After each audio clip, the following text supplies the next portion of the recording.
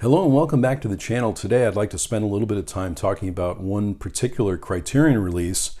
I've done this before on the channel too, and I noticed that as the cold winter is here, that I like to really spend some time and really deeply study some films, specifically of the Criterion collection, although I love other labels as well. And so lately, for some reason now, I put up a video a couple days ago to talk about some of my winter favorites, and one of the ones I didn't talk about was a version of Olivier's Richard III, which I've been really studying this winter, and really super fascinated with at this point. And there's the back of that one, and this one is spine number 213 from the Criterion collection. And as you may know from the channel too, I'm a huge fan of the theater, and so studying these things, I have a number of Harold Pinter plays that have been turned into films, and a number of plays and musicals, obviously, that have film versions. And so this is one of my favorites, this Richard III, and I really have been spending some time and studying this release in detail, which has been out for some time now. And I should say too that these films are also on the Criterion channel. If you have a subscription to the Criterion channel, they're also there with some supplements in some cases. And this one, I'm just going to read a little bit about this particular release. This film is from 1955. It is in beautiful color, by the way.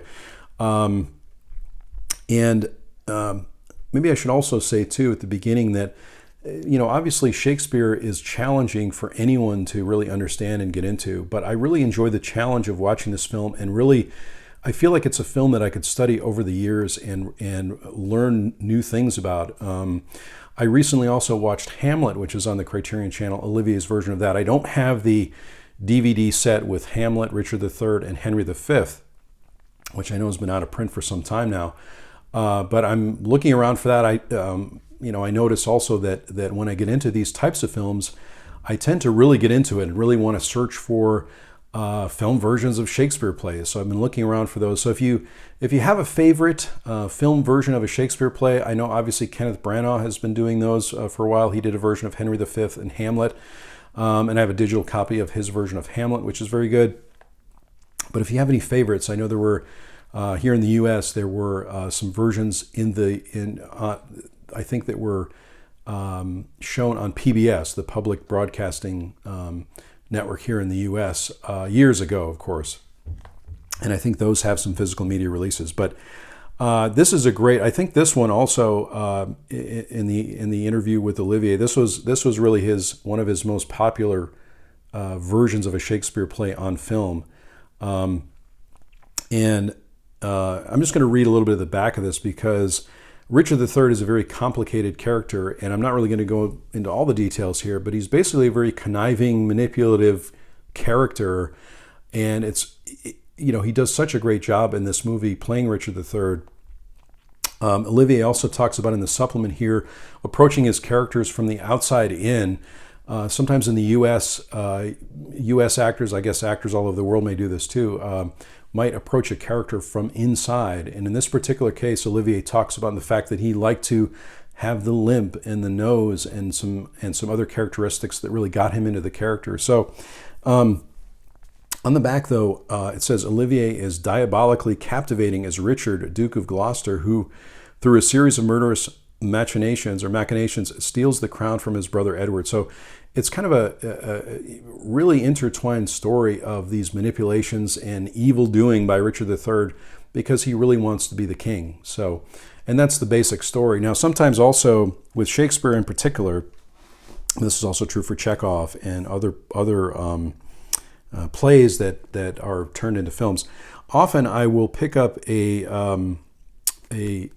text. Now this one doesn't have Richard III on it, but this happens to be the four great tragedies: Hamlet, Othello, King Lear, and Macbeth. I'd also like to say too that I think one of the reasons I'm so enamored with Shakespeare and plays in general is one of my first theater going experiences was when I was very young, and I saw a production of Othello, which was really great. I'm sure I didn't understand the whole thing, but I was really captivated by it. Othello also has a very kind of a simple core story of jealousy. The character of Othello is very jealous. And so probably at the time I was maybe 12 or 13 when I first saw Othello, and I really liked it. And I think I've really enjoyed Shakespeare ever since, if you've ever seen Shakespeare on stage. So often I'll pick up this so I can follow along because with a play like Richard III or a film of Richard III, you know, it's very complicated. The language is very hard to get used to. Sometimes I can only watch a little bit at a time so I can really get the full meaning, or I might have to,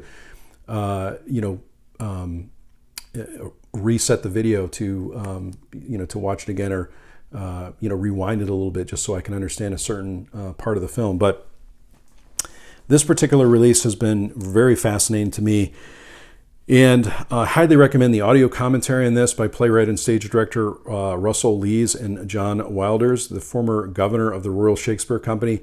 Very informative on the history of Richard III and kind of, just about the filming of this. The other thing I highly recommend too is the interview with Olivier, which is a 1966 episode of the BBC series Great Acting, which is really amazing. I really enjoyed it. Hosted by theater critic Kenneth Tynan. Olivier really goes into his whole history of how he started off in the theater, his competition with other actors like John Gielgud, who was in Richard III, and just his whole process of becoming an actor. And it's very, very fascinating the way he talks about it. He also talks about, as I mentioned earlier, his characterizations and how he approaches a character, and again, going external, looking for something on the outside that helps him really get into the character. And so, again, if you're a fan of this film or you like Laurence Olivier, I highly recommend it. There's a gallery behind the scenes and production stills. There's also a 12-minute television trailer featuring footage of Olivier and the producer. And the other piece I really enjoyed here is the restoration demonstration by Martin Scorsese. Now, Martin Scorsese talks quite a bit in detail about the restoration process and how brilliant the color is in this film. Hamlet is in black and white and looks sort of like a film noir, but I really enjoy that version of the play. And this is in what they call VistaVision, I believe, and it is absolutely stunning to watch. Or stunning to see, all the colors and things like that. It really transports you into another world. So, and of course, I love seeing Martin Scorsese talk about anything. So this is really great to see him talk about this particular film and what an influential film it was for him. He talks about it also that he saw it on TV for the first time, which was in black and white. And then, of course, in the theater, it's in color. On the inside of the package, again, for Criterion, really beautiful packaging also on the inside, and you get this essay that talks about the film and the history. Again, this is a film that I feel like I could really study for years and years and years. The play also. There's a picture on the inside of Olivier with the way his character looks of Richard III. The cast, some credits there. There's another great picture of Olivier as Richard III. And then you get this essay by Amy Tobin about the film version of Richard III, which I highly recommend reading also. Very simple booklet, but really great job by the Criterion Collection. Again, this one came out a long time ago, but I really find that when I'm studying these movies that I really can go back and really go in depth on the film and really get into its contents, really study everything about the movie. So let me know in the comments below if you have a favorite film version of a Shakespeare play or any play, because I'm always interested in that, as you know from the channel probably. I just love the theater and I love film versions of plays, so let me know in the comments below if you have that. Also, let me know if you like this particular type of video. I hope to do more of these where I really talk in depth about a specific release, and as much as I'm a fan of the Criterion Collection, I'll probably be doing this with more Criterion releases, but I love other labels like Kino Lorber, Warner Archive, etc. So I may do this discussion in depth with other directors or other works of art like Richard III. So thanks so much for watching this video today. I really do appreciate it. If you like this video, click on like. If you haven't subscribed to my channel, please do subscribe. I would so appreciate it. It'd be awesome if you would subscribe. And I sincerely hope that everyone is safe and well, and I'll talk to you soon.